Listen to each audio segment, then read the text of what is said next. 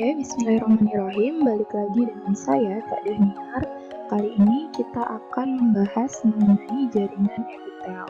Buat kalian yang belum paham mengenai bagaimana sih konsep dasar dari jaringan neuron, kalian bisa nonton di video part 1-nya ya.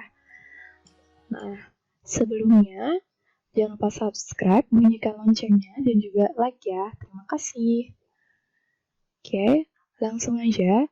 Nah, yang pertama, kalian harus tahu dulu nih, apa sih karakteristik dari jaringan epitel dan yang membedakannya dengan jaringan yang lainnya.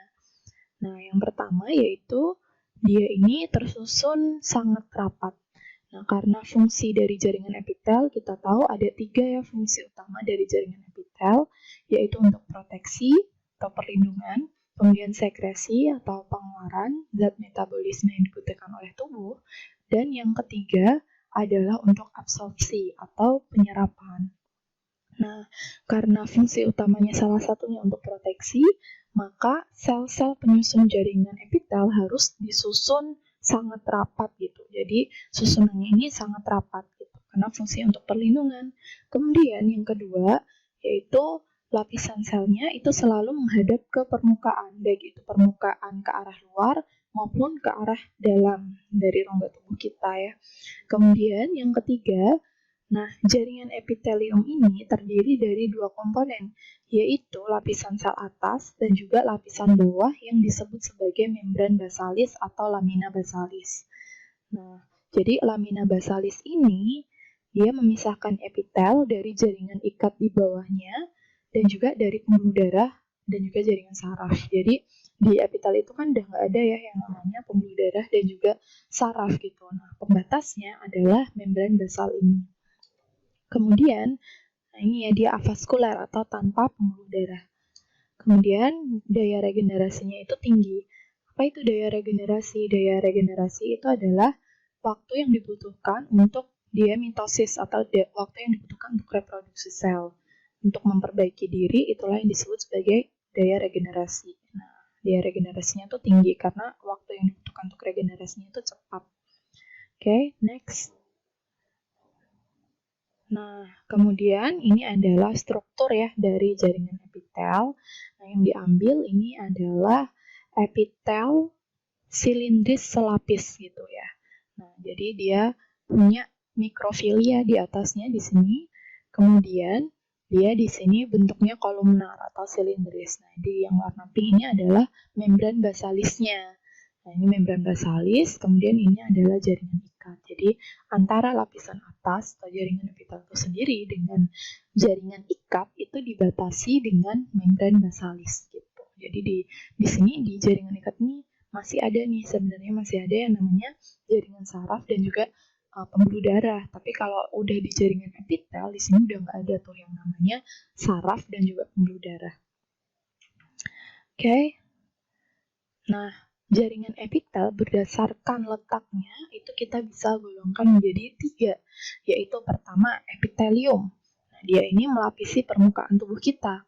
Kemudian yang kedua ada mesotelium. Nah, ini adalah jaringan epitel yang membatasi antar organ. Dan yang terakhir ada endotelium.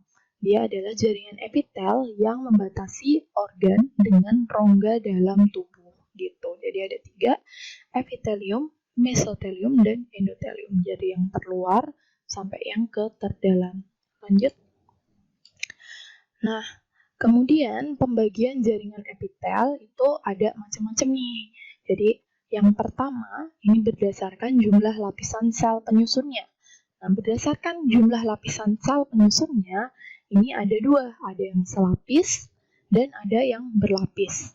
Nah, sedangkan berdasarkan bentuk sel penyusunnya, ini ada 3, ada yang bentuknya itu pipih, ada yang bentuknya kubus, ada yang bentuknya silindris. Nah, dan ada yang dia ini khusus ya, jadi ada kategori spesial. Di sini ada yang bentuknya itu berlapis semu. Jadi dia ini berlapis tapi semu. Jadi sebenarnya dia selapis tapi mirip berlapis, makanya dia disebut berlapis semu. Nanti ada kok gambarnya. Kemudian yang kedua ada transisional. Jadi bentuknya tuh dia bisa berubah-ubah, makanya dia masuk ke kategori spesial, yaitu epitel transisional. Oke, kita lanjutkan ya. Nah, jadi di sini ada gambarnya, gambar dari macam-macam epitel yang telah saya jelaskan sebelumnya. Jadi di sini ada yang bentuknya itu dia selapis, kemudian ada yang berlapis gitu ya, dan ada yang di antara keduanya, yaitu berlapis semu gitu. Nah, di sini ada yang bentuknya itu pipih, ini pipih ya. Yang ini pipih selapis, kemudian ini adalah pipih berlapis, yang ini adalah pipih berlapis dan terkeratinasi gitu. Jadi dia punya lapisan keratin di bagian atasnya. Kemudian ada juga yang bentuknya kubus. Nah, ini adalah kubus selapis. Kemudian yang ini adalah kubus berlapis ya. Kemudian ada yang bentuknya itu silindris. Nah, yang ini adalah silindris lapis. Kemudian yang bawah ini adalah silindris berlapis. Nah, kemudian yang bagian kanan ini ada dua ya. Ada yang dia ini silindris selapis sebenarnya, cuman karena dia bagian atas dan bawahnya itu berbeda ya. Kenapa? Dia punya lebar yang berbeda, makanya dia seperti berlapis. Padahal sesungguhnya dia itu selapis gitu. Ini kan selapis ya, hanya punya satu sel saja nih. Nah, satu sel gitu.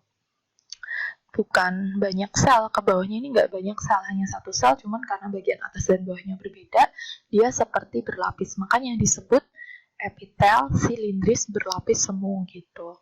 Nah, ini bagian atasnya, di sini ada yang namanya mikrofili gitu. Kemudian yang ini dia berlapis ya, berlapis dan bentuknya bisa berubah-ubah. Nah, makanya dia disebut sebagai epitel transisional. Dia bisa memipih dan dia bisa berubah menjadi kubus, tergantung situasi gitu. Situasi yang seperti apa nanti Mbak akan jelaskan di slide yang selanjutnya. Oke, next. Nah, kemudian fungsi dan letak jaringan epitel. Jadi dari berbagai macam tadi, dia punya fungsi dan lokasi yang berbeda-beda gitu. Nah, di sini ada epitel pipih selapis, karena dia pipih dan juga selapis, pasti fungsinya ini digunakan untuk filtrasi, difusi maupun osmosis ya. Untuk pertukaran zat kan lebih mudah tuh kalau selapis gitu. Nah, contohnya ada di mana? Ada di alveolus. Kita tahu bahwa alveolus terjadi pertukaran antara oksigen dan juga karbon dioksida. Dan sama di dinding kapiler, kapiler itu adalah pembuluh darah terkecil ya, pembuluh darah terkecil penghubung antara vena dan juga arteri. Nah, dialah kapiler. Di sana juga terjadi proses difusi ya, atau pertukaran zat, baik itu antara oksigen dengan karbon dioksida maupun antara zat makanan dengan zat sisa makanan. Nah, pertukarannya di sini nih, di dinding kapiler darah. Kemudian juga dia menyusun lapisan pembuluh darah dan juga limfa. Kemudian ada epitel kubus selapis. Di sini fungsinya untuk sekresi dan juga absorpsi. Lokasinya ada di permukaan ovarium, lapisan tubulus ginjal, dan lapisan saluran kelenjar tertentu. Kemudian ada epitel silindris yang selapis. Nah, di sini untuk proteksi, sekresi maupun absorpsi atau penyerapan ya. Nah, ada di mana? Ada di lapisan uterus dan juga saluran pencernaan. Jadi, epitel silindris selapis yang ada di saluran pencernaan ya khususnya, ini terdapat banyak mikrofili sehingga memudahkan untuk absorpsi. Nah, kemudian selanjutnya, nah di sini sudah berlapis semu ya. Nah, sebelum lanjut ke grade yang selanjutnya yang berlapis, jadi di sini ada berlapis semu terlebih dahulu. Jadi epitel silindris berlapis semu, di sini fungsinya untuk proteksi, sekresi dan juga pergerakan mukus. Nah, ada di mana? Ada di lapisan saluran pencernaan. Contohnya ada di lapisannya faring, kemudian laring, kemudian trakea, bronkus, bronkiolus. Nah, ini terdapat epitel silindris berlapis semu. Kemudian lanjut ke yang berlapis. Nah, jadi epitel pipih berlapis, ini fungsinya untuk proteksi. Jadi kalau berlapis tuh emang fungsi utamanya untuk proteksi atau perlindungan ya. Nah, jadi di sini contohnya ada di mana nih lokasinya? Lokasinya ada di lapisan luar kulit, kemudian lapisan rongga mulut, vagina, dan juga saluran anus. Sedangkan yang epitel kubus berlapis, ini fungsinya juga sama untuk proteksi. Dia ada di lapisan saluran kelenjar mamalia, kemudian kelenjar saliva atau kelenjar ludah ya, kemudian ada di kelenjar keringat atau glandula sudorifera, dan juga ada di pankreas gitu. Sedangkan epitel silindris berlapis, nah, selain proteksi, dia juga untuk sekresi. Nah, lokasinya ada di mana? Lokasinya ada di bagian dari uretra priha dan bagian dari laring. Sedangkan epitel transisional, nah ini, jadi epitel transisional karena dia bisa berubah bentuk ya, fungsinya itu untuk distensibilitas atau untuk peregangan dan juga untuk proteksi.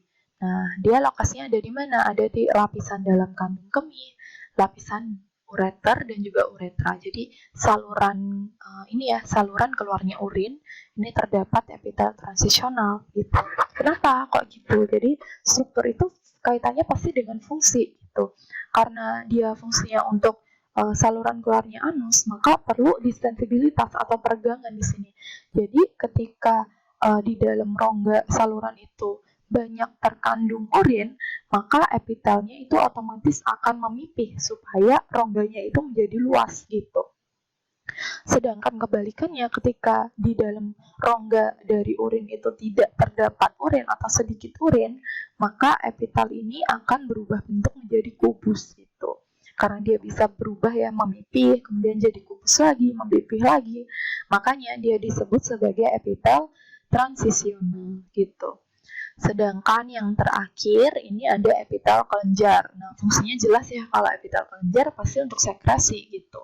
Contohnya lokasinya ada di kelenjar saliva, kelenjar keringat, dan juga kelenjar endokrin gitu, untuk kelenjar hormon. Oke, ini adalah letak dan fungsi dari berbagai macam jaringan epitel. Semoga kalian paham ya. Oke, sampai sini dulu. Kita tutup dengan bacaan hamdalah. Alhamdulillahirrabbilalamin. Wassalamualaikum warahmatullahi wabarakatuh.